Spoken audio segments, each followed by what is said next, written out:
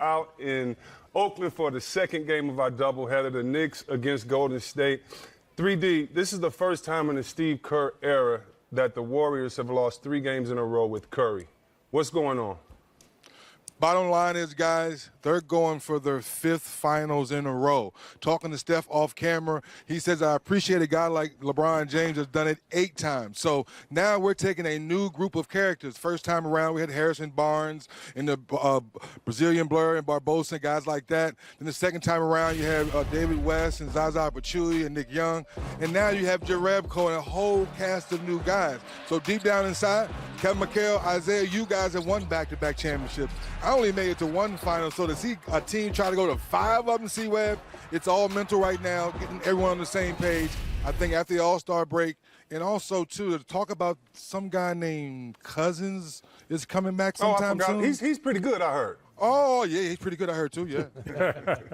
you know, 3D, when you say it's all mental, you know, we understand how difficult it is to keep going back to the finals every year as often as Golden State is trying to do. And, you know, the concentration level to me is what really got to me in terms of slippage. And what that means is, you know, turnovers, you know, just boredom.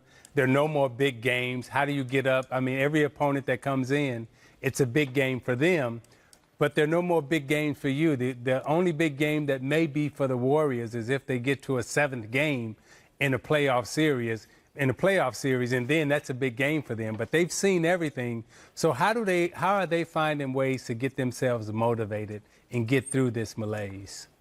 Well, Steve Kerr said it best after shoot-around today. It's up to them within inside to bring it out. I talked about all the new faces they're trying to get acclimated to winning championship basketball. But the core guys who've been around, they understand that mentally they have to dig a little deeper. And Isaiah, you hear around here the lackadaisical turnovers, the second and third shots on offensive rebound. They normally never give up.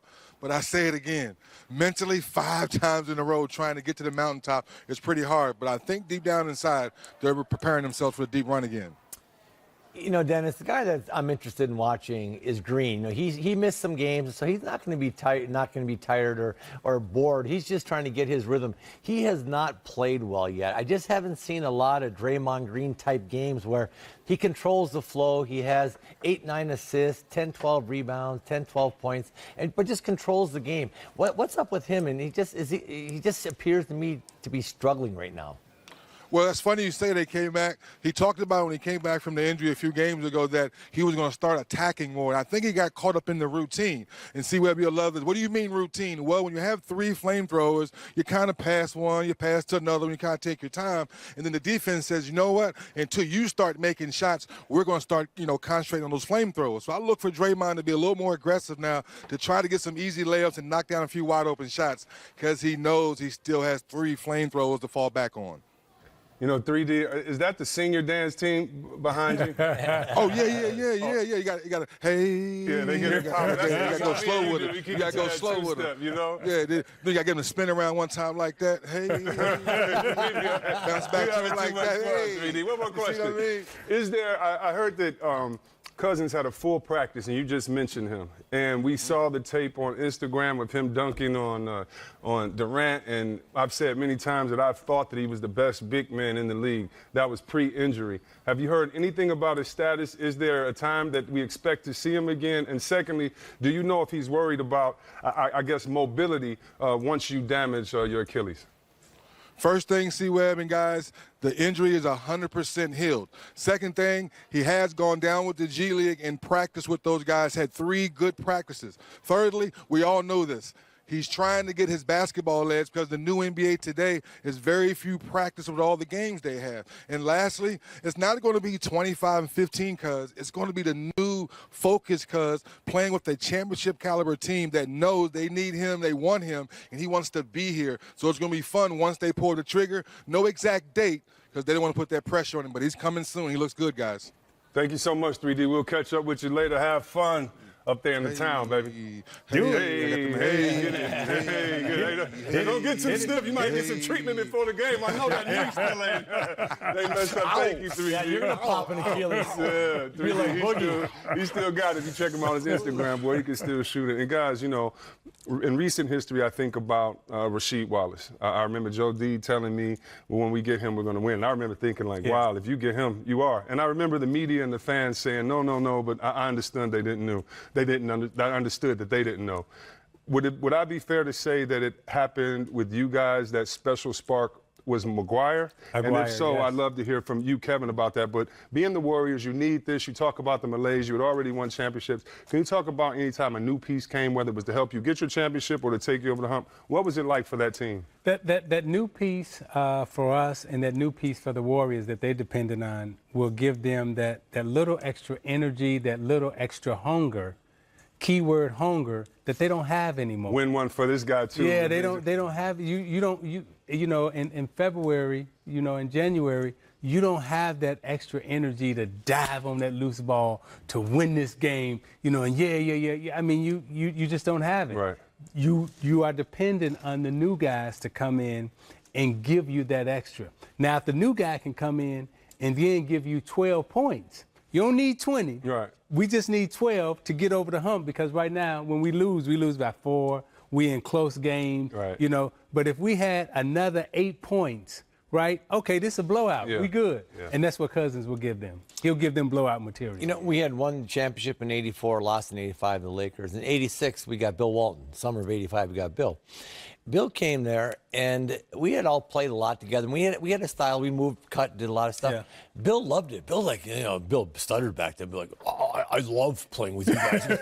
Yeah. Everybody just moves around, you know. Yeah. And so it was fun because, you know, you passed, you cut, you moved, and that's how we played. And he reinforced it every night. Like, you know, every night he would just go like, I love playing basketball with you guys, Right, you know. right. And it made it fun. We all kind of laughed. We were taking it for granted, you know, because you just play a style. But he had come from the team that didn't move the ball a lot. Yeah. And the Clippers are not winning it all. Yeah. And so he just brought an unbelievable influx of energy to our team. Yeah. And it was just fun because, yeah, he was so unselfish. He didn't care if he scored. He just passed and just moved the ball and, you know, played defense and rebounded. But it was fun. So he did. He infused us with a bunch of enthusiasm. Mm-hmm. My last point, I talked about Green. You know, I'm seeing Green. When I coached, my biggest fear was putting 2 on Steph Curry too long, throw back to Green, and Green going downhill. Because he could just find shoot. He's not playing downhill at all. But you know why I think he's not playing downhill? And a GM said this to me the other day, and because I was saying Draymond is, and he said to me, where has he gotten better? I would ask both of you that. Yeah. Yeah. And what I mean by that is now, if he's at the top of the key, instead of me being out there and denying you, now what I do is I drop back 15 feet like playing Ben Wallace, and you can't go downhill. I'm downhill waiting for you. And Yeah. a GM said it to me, and I was just, I was stunned. Because, you know, I didn't know where. And I know he has more heart and passion than anyone else, but that's why I want to see how does he handle that. We saw the last game where, you know, 4 or 5 air balls from the three-point range, and that's because now, you know, you can't improve during the season. I always tell people, you improve in the offseason. So to try to find your shot now, that's really what I wonder. How are they going to get together? How are they going to play that? I know he's going to try to get other guys involved, but now I'm just hugging up on him. I'm not going for the dribble handoff. I'm staying on my man, and if you lay it up, good job, and if you don't, you know, we're going down. So yeah, that's interesting because, you know, you used to be able to, like I said, your biggest fear, he'd set that top of the key 3-point line pick, middle screen and roll for Steph. And, you know, everybody, all the bigs would make that run at Steph, and all of a sudden 2 would be on Steph for a second. That little pocket pass to Draymond, and Draymond straight down the gut. He's got to drive and kick more. Now, you know, you're right, because what's happening, they're switching, and the guy's just laying off him. Yeah. But then he's got to somehow learn how to take up that slack, spin off him. Post up a little more. Yeah. He can Because definitely make that difference. He is at his best when he's playmaking. He's not really a scorer, never has been. Yeah. When he's rebounding, pushing the ball. When he's playmaking, driving and kicking, and even getting the hockey assist, you know, the starting, just get it going. I don't see that out of him, and it just. But we know that the best way to defend a playmaker is to make him a scorer. Yeah. And right now, Draymond he's a reluctant scorer. And the thing that we love about him is that he's a playmaker. Come on, he could have had a quadruple-double if Yeah. he scored one more point. He came out the game. Unselfish. He's the reason why they win. Yeah. Let's put that there. Yeah. But Like you said, you have to make him a scorer. He's a reluctant scorer. He's not trying to get 20. Right. He's happier trying to help you get 20. Yeah. And now what the defenses are saying is, no. You got to get 20. Let's see if you can get 20, not tonight, but every night. Yeah. And you know who that hurts Yeah. in that thing more than anybody? Klay Thompson. Klay's not getting the amount of shots that he got with the drive and the kick and the swing and all that stuff. It's his inability to get downhill, draw defenders and throw has really hurt Klay, because Klay depends on that. Yeah, so teams are saying, okay, we're going to stay home with Durant.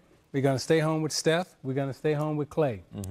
Draymond, go at it. Fire away. Yeah. And hopefully, though, when he gets his partner Cousins back, we'll see a lot of this right here. This is DeMarcus Cousins one-on-one with KD. KD. And that's your former MVP, Finals MVP, KD, on the floor, who enjoyed it all in good fun. But the rich will only get richer.